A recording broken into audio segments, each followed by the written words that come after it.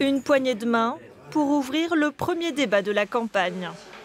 Je proposerai aux deux journalistes de se mettre là-bas pour qu'on puisse bien se voir.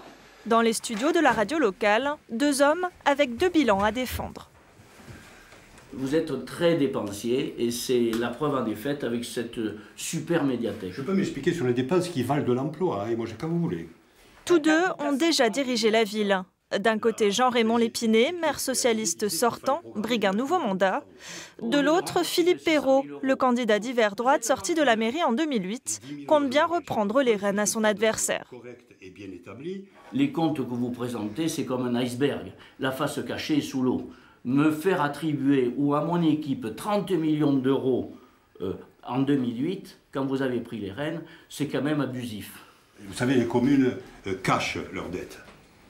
C'est moi, pour longtemps que ça n'avait pas été fait, moi je montre la dette. C'est-à-dire que j'ai compté la dette du budget principal et des budgets annexes, c'est-à-dire tout ce que doit la commune.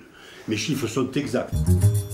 26 millions d'euros de dettes déclarées en 2012, un poids pour une commune d'à peine 11 000 habitants.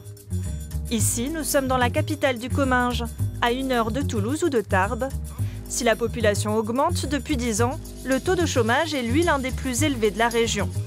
La tâche ne s'annonce donc pas facile pour les 6 candidats en course. À 46 ans, Franck Ferjou se présente sous l'étiquette UMP. Ce chef d'entreprise compte bien jouer la carte du renouveau. Le débat, ce n'est pas une personne, c'est un débat de projet. Moi, ce que je voudrais, c'est qu'on parle de projet.